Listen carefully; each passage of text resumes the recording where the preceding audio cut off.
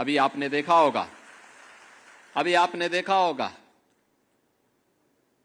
परसों और नरसों 3 दिन हमने यहां पे 19, 20, 21 में जापान, जो दुनिया के अंदर अपनी टेक्नोलॉजी के लिए और अपने कमिटमेंट के लिए जाना जाता है, जापान के 240 एक बड़े प्रतिनिधिमंडल में, जिसमें वहां के बड़े नेता थे, नौकरशाह थे, उद्यमी थे, वे लोग यूपी का दौरा किए। यूपी के साथ पहली बार इतना बड़ा दल भारत की यात्रा पे आया था, पहली बार आया। यानी जापान के साथ हमारे सैकड़ों वर्षों के सांस्कृतिक संबंध हैं। जापान के साथ भारत के राजनीतिक संबंधों के 75 वर्ष पूरे हो रहे हैं, लेकिन पहली बार जापान का इतना बड़ा दल भारत के अंदर आया था और भारत में भी उन्होंने किसी राज्य को चुना, यूपी को चुना, और उन्होंने कहा कि साहब हम यूपी के यूथ को जापान में नौकरी देना चाहते हैं, यूपी के नौजवान को जापान में नौकरी देना चाहते हैं। 2017 के पहले तो कोई नहीं आता था, कोई नहीं आता था। आज दुनिया आ रही है, जर्मनी आ रहा है, इजराइल आ रहा है, कहता है साहब यूपी के नौजवान को हमारे यहां भेजिए, हम भी अपने यहां नौकरी देना चाहते हैं। और मुझे अच्छा लगता है जब यूपी के नौजवानों की लोग तारीफ करते हैं। इजराइल में हम लोगों ने 5000 नौजवान भेजे।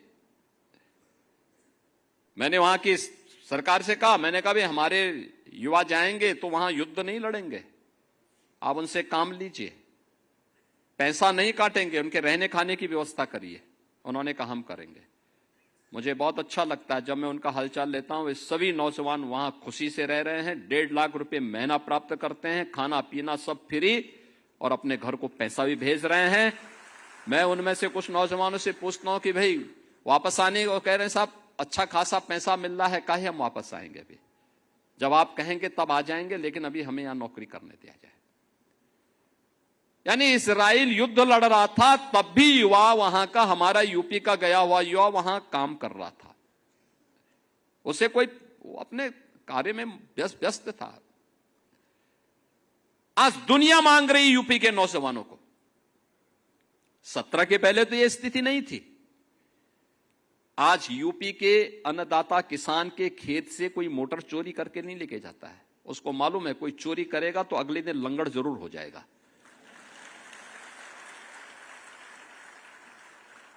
और पहले 17 के पहले तो वह सरकार ही मोटर चोरी करवाती थी। हां, वही लोग चोरी करवाते थे।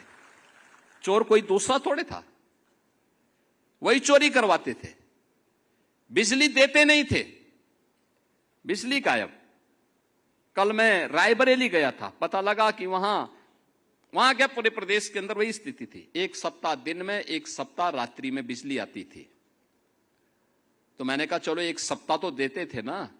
कहा नहीं साहब, वो भी 3 घंटे की बिजली, 3 घंटे की बिजली। क्या विकास कोई करेगा? 3 घंटे बिजली। और हम लोग यूपी देश के अंदर उन राज्यों में है जो किसानों को अपने यहां सर्वाधिक बिजली देता है। लगभग 10 घंटे की बिजली हम यूपी के किसानों को देते हैं,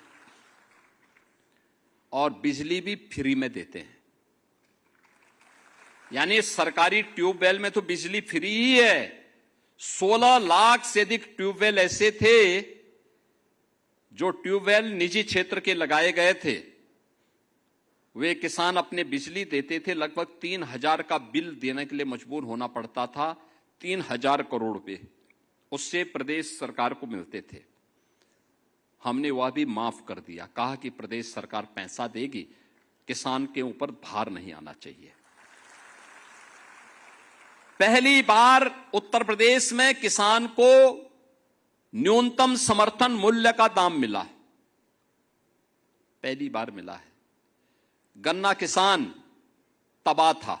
2017 के पहले जब हम 17 में आए थे, प्रदेश के अंदर गन्ना किसान को 2009 से ही उसका गन्ना मूल्य बकाया था अलग अलग चीनी मिलों पर। 2007 से 17 के बीच में तत्कालीन समाजवादी पार्टी और बहुजन समाज पार्टी ने 29 चीनी मिलों को बंद किया था। 21 चीनी मिलों को औने पौने दाम में बेच दिया था। हमारे गोरखपुर मंडल की एक चीनी मिल, जिस चीनी मिल की केवल स्क्रैप ही स्क्रैप, उस समय हमारे कृषि मंत्री विधायक थे और उन्हीं के जनपद की एक चीनी मिल मात्र 3 करोड़ रुपए में बेची गई थी, जबकि अगर उसके स्क्रैप ही स्क्रैप को बेचते तो भी उसका दाम 10 करोड़ मिलता उस समय। और जमीन के दाम आज के दिन पर अगर उस जमीन को देखेंगे, उस जमीन की कीमत आज के दिन पे 1000 करोड़ रुपए की है। हमने उस माफिया को उठाने नहीं दिया था उस समय पे, सांसद था मैं, लेकिन आंदोलन हम लोगों ने किया था। इस सरकारी जमीन पर डकैती नहीं डालने देंगे। ये तत्कालीन सरकारें करती थी, चीनी मिलों को बंद करती थी। और आज 122 चीनी मिलें हम चला रहे हैं। 3,25,000 करोड़ रुपए अब तक हम गन्ना किसानों के खाते में सीधे डीबीटी के माध्यम से पैसा भेज चुके हैं। यूपी ने अपने कृषि विकास की दर को 8% से बढ़ा करके 18% तक पहुंचाने में सफलता प्राप्त की है। ये कभी नहीं हुआ, पहली बार यूपी के अंदर हो रहा हो। अब तो यूपी के अंदर किसान को सुविधाएं मिल रही है।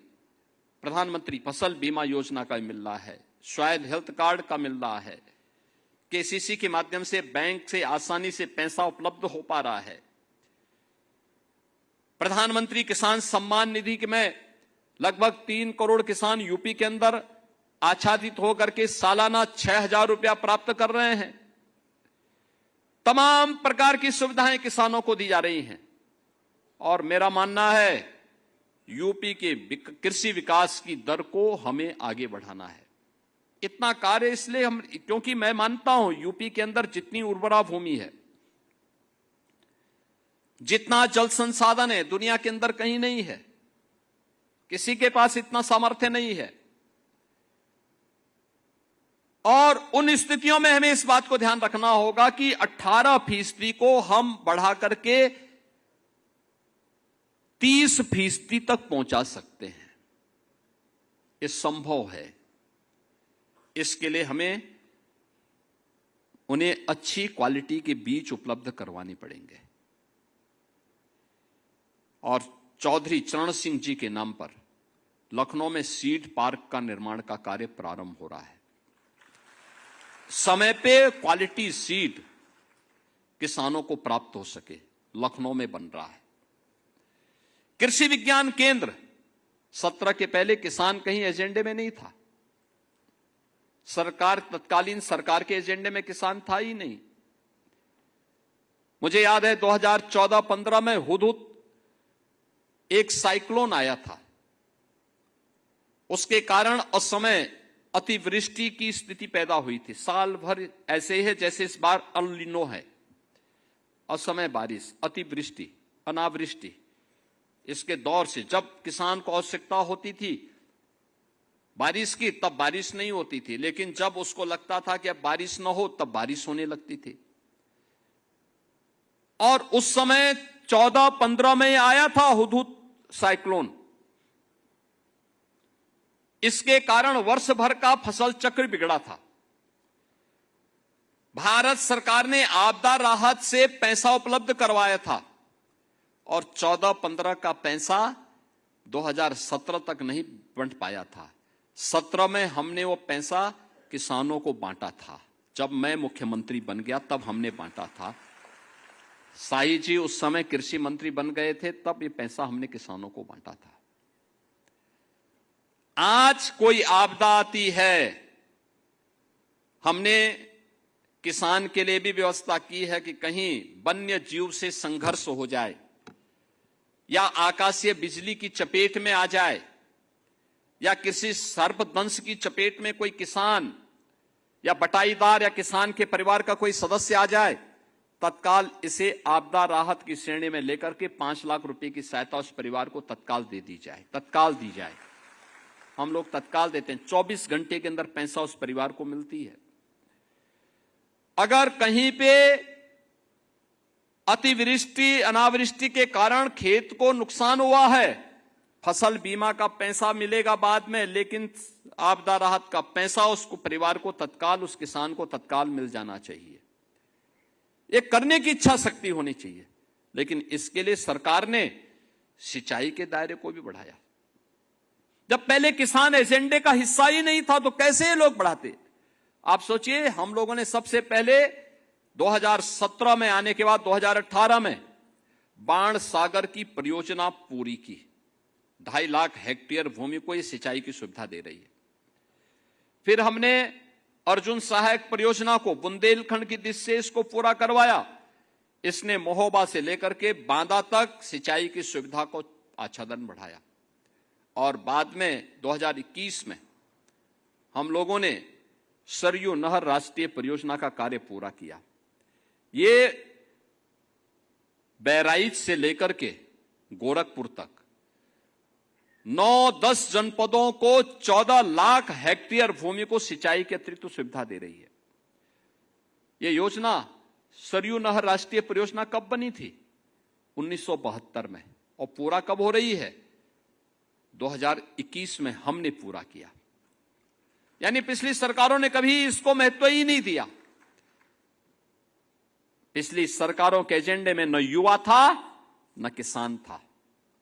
और इसीलिए आज जब आपका कृषि विभाग में प्रवेश हो रहा है, मंडी सचिव के रूप में और तकनीकी सहायक के रूप में, मेरी आप सबसे अपेक्षा है मंडी समिति के रूप में मंडी को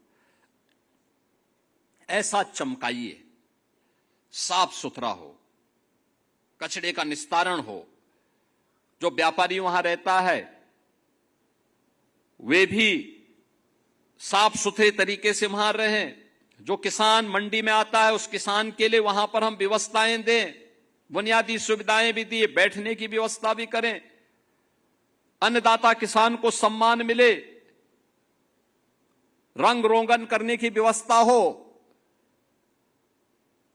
उन ग्रामीण सड़कों को जो मंडी समिति के अंतर्गत हैं उनका समय पे चयन और समय पे उनका निर्माण हो। मंडी समिति के शेड अच्छे हों और प्रभावी हों और किसान की उपज को वहां पर प्रोक्यूर करने की व्यवस्था और एमएसपी देने का उचित प्लेटफॉर्म भी हो। मंडी को हमें ई नाम से जोड़ने की कार्रवाई को भी आगे बढ़ाना चाहिए। ये प्रक्रियाएं अगर हम समय पे करते हैं, योगदान देते हैं, तो यह देश के प्रति हमारा कर्तव्य होगा। यही हमारे लिए नेशन फर्स्ट है। नेशन फर्स्ट या भारत माता की जय करने से जय नहीं होता है। इसके लिए अपने कर्तव्यों का ईमानदारी पूर्वक निर्वहन करना है।